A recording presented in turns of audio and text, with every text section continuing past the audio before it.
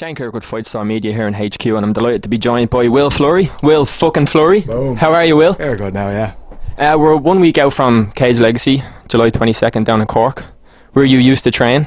I'm sure you're hugely excited to be going back down there. Big time, yeah. No, fucking I'm delighted to be fighting in Cork. It's one of the main reasons I took this fight. Like, I feel like if I campaigned enough, I probably could have got on that Bama card, but the thrill of fighting in Cork and just the chance of fighting Cork again kind of got me down there. And the fact that you probably won't get it again, with the fact that your career's evolving the way it is, you probably won't get a chance to fight many times in Ireland again. Yeah, it's looking that way right now. So, look, this last fight in Cork's kind of like a big last hurrah end-off kind of buzz. So it's cool. It's nice to be going that way. Like, yeah. 9-fight win streak, Will, amateur and professional. Yeah. Coming into now fighting Simon Rosenholm from All Stars over in Sweden. Talk to me a little bit about Simon and what you may or may not know about him. Basically, I know fuck all about him. He's out of All Stars. All Stars are a quality gym. We had a few of their lads over here training. Jack Hermansson, Kenneth Berg, and Emil Meek came over. They're all really good standard, really high quality guys. I expect the same from him. I know he's cornering a couple of lads in the UFC. He's been training a hell of a long time.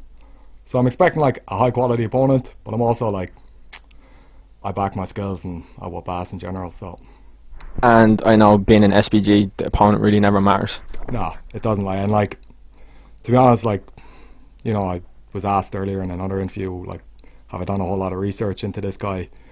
I've watched a couple of YouTube videos, but it is just like, you go in, you fucking solve that problem when it's in front of you, and you just get used to solving every problem that's out there. So get used to seeing different bodies, seeing different people move, back yourself to beat whatever it is in front of you. Like, just talk to me a bit about yourself, Will, in terms of your career, because obviously Cork, you then went and transitioned over to London. Was that for work, or was that just to try like martial arts over there, or? A bit of both, but mainly for work, to be honest. I'd finished up college, and I probably could have got work in Ireland, but I didn't really look. I had a girlfriend at the time for a long time, and we were both just mad to move away somewhere, so we got work in London, the two of us.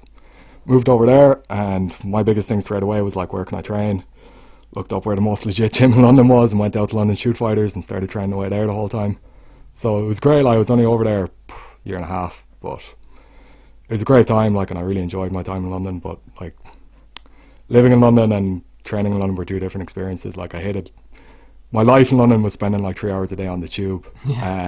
And you know, just getting about 5 hours sleep a night and working a hell of a lot, and yeah, just mankiness of living in London. But training over there I really enjoyed, like, and I wish I could have like afforded to stay living there and training there, but no, couldn't.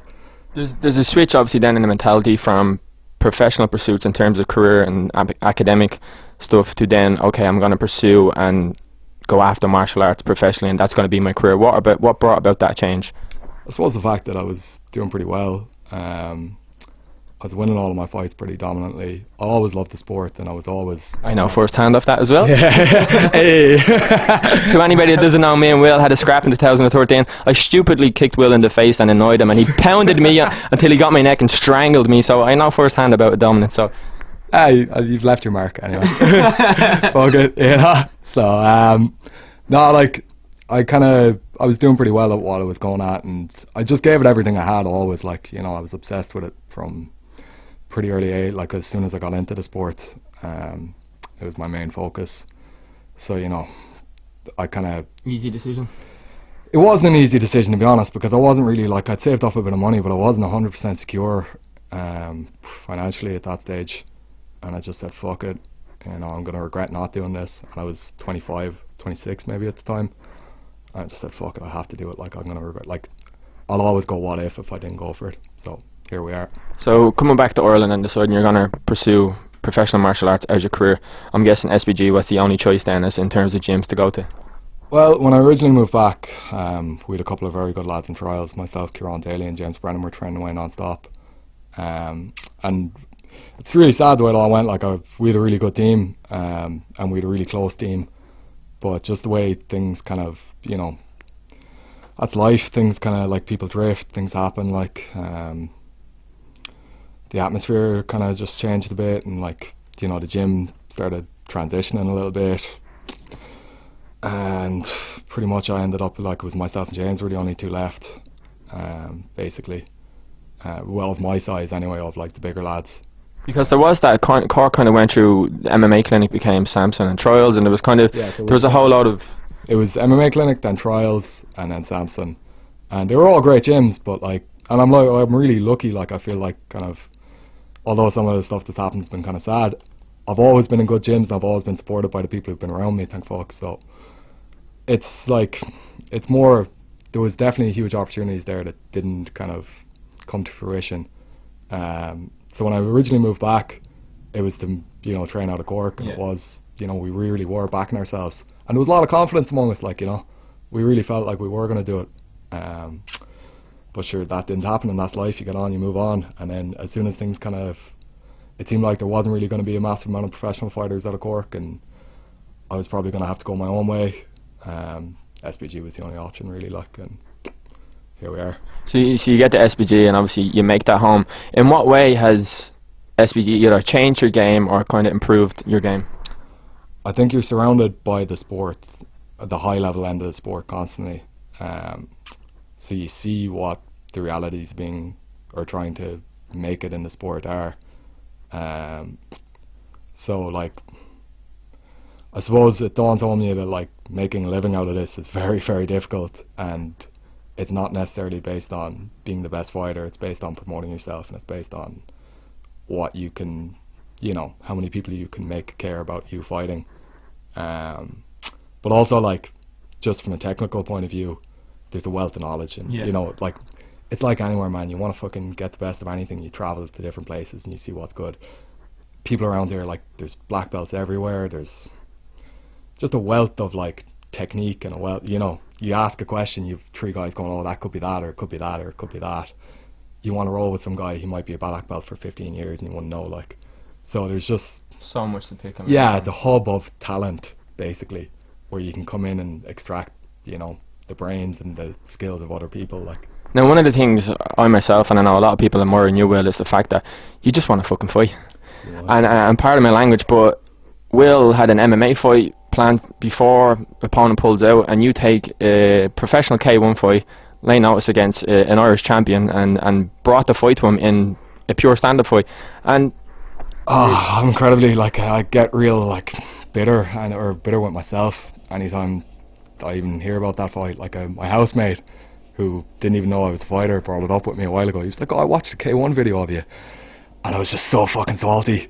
I was like, yeah, but fuck it, I took that in a day's fucking notice, and then I found myself making these excuses, and I was like, why did I fuck that up so badly? I was very disappointed with how I fought in that, and I feel like, yeah, I could have won that, and but I still think the point stands in terms of a lot of people would have either protected themselves from a loss or protected themselves from the idea of losing and not accepted not fighting, but you still took that fight against a really high level opponent, like, so that's admirable. Yeah, you don't fucking, like, if you don't risk anything, you don't get anywhere. You know, I think if you want to back yourself to be a fighter, you've got to go out and put your shit on the line. Fighting in a different code probably wasn't the smartest idea, and again, you learn from it. Like, I learned, look, it's not the same with bigger gloves. You can't do certain things. I was relying too much on like certain movements that I can do with small gloves that don't work, that don't translate over. That's a lesson learned. Will I kind of benefit from learning that lesson? Who knows? Like, it definitely was a massive, like, I was very pissed off with myself afterwards, and I think it'll kind of teach me to be fully prepared for whatever you're doing. And it kind of, like, I was always somebody who would have been very, very determined in the past, and it kind of gave me that, like, I hate this. I hate that feeling of losing. It fucking sucked balls. So, yeah, it just makes you that little bit more resilient to never ever put yourself in that position again. Which obviously then translated to your absolutely fantastic performance at Bama and huge statement victory for yourself. Talk to me about your emotions that night and getting that victory, because you let everybody know, not just in the Tree Arena, but in Ireland, how ecstatic you were to win that fight. Yeah, there was a good bit of screaming I heard. I suppose it was like, there had been a lot to, like, he pulled out me in December, and I'd had the K1 fight previous to that. Then I'd had like 3 lads over the summer pull out on me when I first came up. It had just been a long, long time coming, and even the first few minutes of that fight I was kind of finding it hard to get his range, and he was moving really well, and like, there was nothing in me that was angry at the time. I was just like, this isn't quite clicking, and I landed a teep, and as soon as that teep landed, I was like, oh lovely, this is going to be over soon now. And then as soon as it was, I was just like, yes, it's finally all clicked. And I feel like there's kind of a floodgates of ass whooping opened up, you know, and it was just getting that to happen. And now it's going to be, yeah, kind of keep that roll going. Like, the momentum has started. Stop me. In terms of you, like, being known as someone with like a heavy wrestling game and a strong top grappling game, was almost extremely satisfying showcasing your striking and being able to show that you can stop people on the feet. See, I suppose all anyone sees is your fights. Yeah. But in the gym for years, no, I wasn't really a wrestling guy. Like, any of the guys who would have been considered better strikers in the gym, I felt like I was well able to handle, like, and guys who were touted as amazing strikers even elsewhere throughout my career, I'd go in and I'd spar with the best guys and kind of be like, oh, I can more than handle these guys, and I feel like I'm the one doing more damage here, and I'm the one not getting caught too much. So I always had massive confidence in the fact that I can whoop anyone's ass in the feet, and I can definitely not get touched up too much. But I suppose, like, one thing that struck me, because I kind of, you know, I didn't know how much people just considered me a wrestler until I came to SBG, and then I was sparring a couple of guys and they were like, oh, your striking's not bad, you know. And like, geez, yeah, you can strike like properly, you know. I was like, well, yeah, did nobody know I could fucking punch? Like, so then, yeah, going knocking Kyle out, I suppose, was a bit of a statement, but it wasn't to me. Like, I knew, like, you know, I've known for a long time that I can put people away like that, and I've continued doing it, like, so. But yeah, you've made noise, a lot of noise in terms of looking for fights and wanting fights on the Irish scene. Have had a lot of pullouts. I know you're signed to Brave, but I am going to say Fabian Edwards has been making noise back at you in terms of wanting to scrap you. That fight will. Can that? That fight will happen. I'll whoop his ass. Somebody just has to make it worth my while. So, as long as somebody's willing to make it worth my while, that fight will happen. No, I know you're focused on Simon, and I don't want to kind of take you away. I know that's where you're preparing for, but in terms of you matching up with Fabian, how do you see that going? I think I'm a horrible matchup for him. But look, any fighter's obviously going to say that. I think he's only involved in the game about 3 years, and you can see it in certain ways. He moves well and he's got a good game in what he does, but there's a lot of like patterns, and there's a lot of easy to predict patterns out of it. Look, let's actually make it happen. Let's not talk shit about it, or let's talk shit once it's confirmed. So hopefully somebody can make that worth its while and get it confirmed. But, you know, I want that fight to happen, so let's get it to happen. And in terms of Brave, have they been on to you about any kind of date? I know you have said previously you wanted on a Brazil card. Did they put it together? No, it doesn't look like that's happening. So look, there's a lot of things in the pipeline at the moment. We'll see what actually comes to fruition. MMA is a funny one. Could be a totally different thing next week. You know, 5 days can change a lot. We'll see. I'm open to all options right now. I have a contract, but I don't think that contract starts until I fought. I'm not sure where I stand legally, so let's just see what comes. And then back to Simon and the fact that it is in Cork and all these other options are on the table. I'm guessing you're going to be looking to make a huge statement down in Cork on the 22nd. Look, like, at the end of the day, all this talk is lovely, but it doesn't matter unless you're whooping ass. So I got to go down next week and whoop some ass, and that's what I plan on doing. 10-fight win streak afterwards. Boom. That's the way it's going. Like, that 10 is going to turn to 15, and 15 will turn to 20. And if we can just speak a little bit about your future, 2-3 years from now, where would you like to see yourself? As a champion, basically, and like, whether that's UFC belt, a Bellator belt, and a fucking ABC belt, or ACB belt, Brave belt, who cares, right? I'll want to get fucking damn well paid for what I do, because I'm a proper martial artist who has the fucking skills to go out there and whoop anyone's ass. Like, the main thing for me right now is making a proper living out of the sport. So I'll go anywhere I can and whoop anyone's ass who fucking is willing to do it. But yeah, pretty much within 3 years I'd be seeing myself with a belt.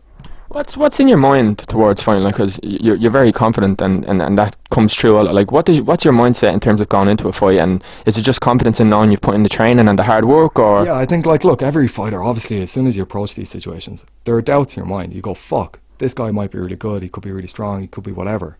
Okay, address that doubt. Now fucking work it. Like, what's he better at than you? Why is he better at you than that? Does he drill his striking every day? Does he, like, throw this certain kick that certain way?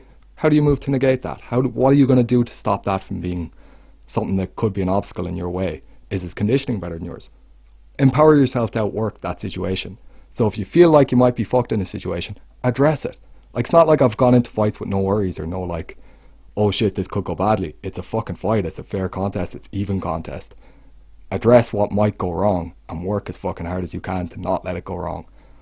Then you're like, why wouldn't you feel confident? Have you addressed everything? Yes. Are you mentally fucking prepared to go in and be as resilient as possible? Yes. Okay, then just go in and do that. What can really go wrong? As long as you've come in and given your fucking very best performance and you're happy with like how you prepared and how you went in and fought, like, I would say it doesn't really matter what happens, but I went into the game one fight like that and I lost and I felt fucking well pissed after. But it obviously matters what happens, but you can be damn proud of yourself afterwards and stand over what you've done.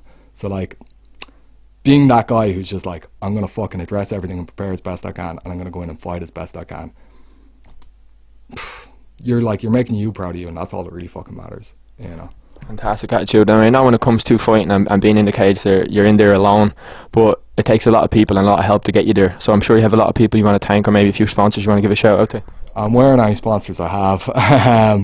And obviously there's a load of people like throughout my martial arts career like who've helped me along and who've taught me techniques and who've, you know, just fucking been part of the community that is martial arts, and I'd like to thank them all, and that's way too many people to name, but they know who they are. And even just different people like throughout my life, my family obviously, and like, look, it's a funny old game because in a lot of ways, like, I've kind of had like the anti-ideal career, like, you know, when I moved home and when all that happened, like with fucking Cork not really going the way all of us thought it would, and there's a lot of reasons to like feel a bit pissed with yourself and with the whole situation and with everything, but like, I think the main thing is kind of always keeping that community vibe, and always like, martial arts in general is a community, and we all are part of like a small little niche sport, and thank fuck I've managed to maintain that like throughout, you know, with pretty much everyone.